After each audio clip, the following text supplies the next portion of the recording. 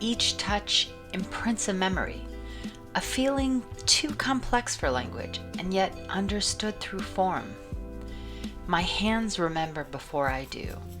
They carry a knowledge older than thought.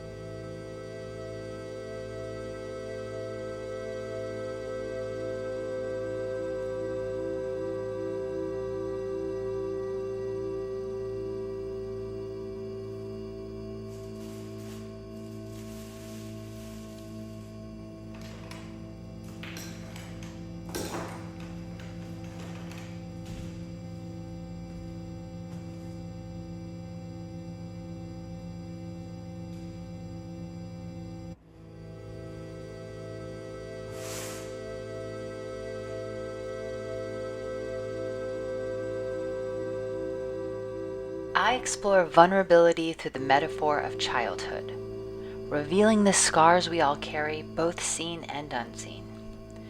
These forms are not portraits, they're vessels, memories made visible.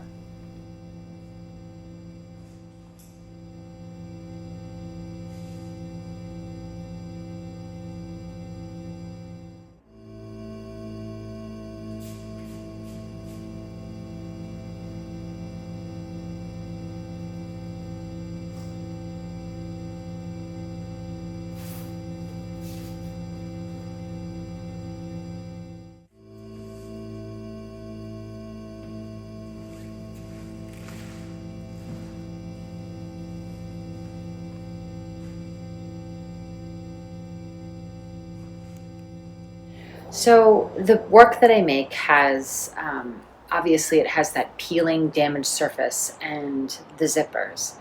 And those zippers kind of speak to the fact that when you put a zipper on something, it becomes a container.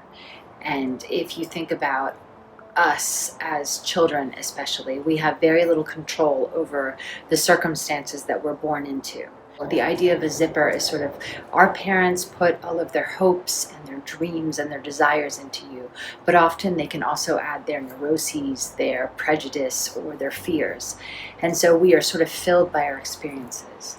And this idea of a zipper is this man-made, kind of structure that seems really secure, but with like one little tug, things can come spilling out the way that like our early experiences sort of shape who we are and kind of, manifest themselves later. In addition to the visual aesthetic is the loss of control that I have. I work really hard when I am creating the work to try to make sure that my zippers are really secure, but then once I fire it, because the zippers are not supposed to be in the kiln, I really don't know what it's going to look like once it's been fired. The way that my surfacing works is that I can try really hard to sort of go for certain pieces falling off, but a lot of that just sort of happens once the glazing happens. So for me, in addition to the visual aesthetic, I like that the challenge and the loss of control in the process of me creating the work kind of really kind of speaks back to, how our experiences, especially as children, also relinquish a lot of control. And you just sort of have to work with what's happened to you.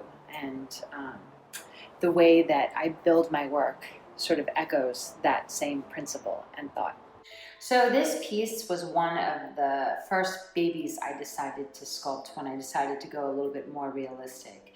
And in my head, I had this vision of, a small sleeping infant, very sweet, the folds of fat from a little baby, and then on this like luxurious fabric. But then when you look closer, you see that there's, this opening on the top. So the baby is waiting to be filled with whatever experiences befall them, both good, both bad, unknown.